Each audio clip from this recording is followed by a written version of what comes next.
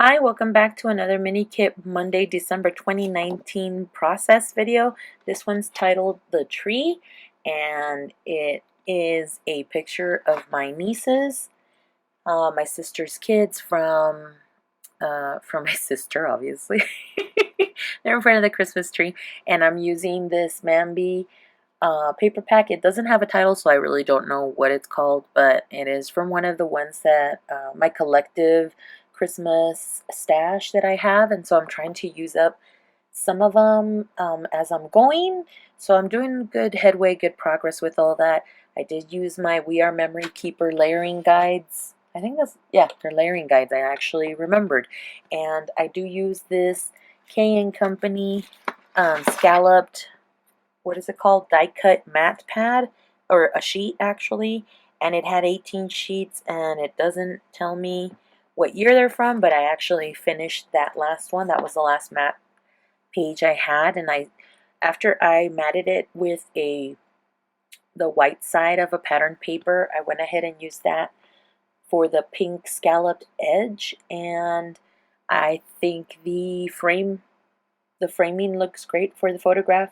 The photograph is a bit dark in the video, but you can see everyone clearly in person, and I did cut that pink polka dot paper down, and I used my finger to kind of give it a line and know that that's how much I wanted on the paper itself. And I used this We Are Memory Keepers, like a chompadile, I think it's called. I can't recall, but it's a crocodile corner chomper, and it's the scallop edge. And I've really started liking using that one as of recently. The other side is a stub, which is one of my favorites to use. I wanted to give this pattern paper something to have it stand out, and so I lined it with the Jelly Roll Sakura pen in the 10 point. And excuse me, and the reason why I did that was because to the left hand bottom corner, if you see there, I have a pattern paper that's also kind of got that faux stitching on it, and that's what inspired me to do that. So I felt like it was still a bit too much, and the pink was kind of swallowing the photo whole, so I needed some other pattern paper to back it up with. And I did use one of those pieces that was die cut in the green chevron, in the green foiled chevron, and I like it, but I end up tearing it, and so I end up having to replace that piece of paper, and you'll see later on what happens. So I broke up that big pattern of the polka dot with that blue snowflake, and I end up liking how it looks, and so I also stub punched the corner edges of that pattern paper. And I didn't line that one because it was a light blue, but it helped kind of break apart that pink pattern paper, and it also ended up being a nice mat for it. So here you can tell that I ripped apart that one. I was just trying to adjust it, and I use ATG tape from the Tape Jungle, and so that one's not as a high quality as the Scotch ATG tape brand is, and so I didn't think it was going to rip my paper, but it did. So I ended up using the green one instead that had that faux stitching, and I actually like how it broke apart the big solid pattern papers behind the photograph. So it was a happy accident, and I think I liked it a lot more than the foil chevron. So I'm gluing the pieces because I didn't use a whole solid piece. It was just one that I had cut in half, and I did end up using my T-ruler to make sure that my edges were not so crooked, and it ended up being okay. And then I ended up using it also for that die cut piece. I really didn't know what the layout was going to look like at first. I did pull a couple of elements out so that I could have some decorating pieces, and also I did pull an alpha as well, although I didn't really know what I was going to title it. And so here I'm trying some of the embellishments that I did pull aside that I thought would be at least points that I can start with as far as trying to decorate the page, because I really didn't have anything set. And it helps that with the vast majority of things that I have in my stash, that I pick out a few things and then work with those, and that ends up making the layout go a lot faster. I think this layout only took me about an hour to make, and so it ended up going really well. So here I tried to do something clever. The star on the Christmas tree was kind of cut off, and so I decided to use one of those little foam stars from the Recollections brand. And here you see me using some Mambi chips.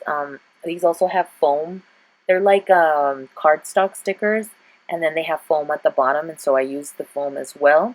I chopped a glittered foam bow from the dollar store over that pink one that says All Together from Mambi, and that one's kind of like a puffy sticker.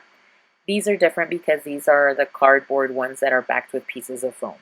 And so I was looking for another piece to put. I did want to start a visual triangle, but excuse me, because I had laid down the pattern paper, I knew after trying out the title that it was going to have to be kind of like an L-shape visual, and so I only went from the top left hand corner and then made an L shape that way, and then that's when I decided that I had to stop trying to make a visual triangle happen, although it ends up happening in the end, just not as, it's a more subtle one, and I'll let you know at the end what it was.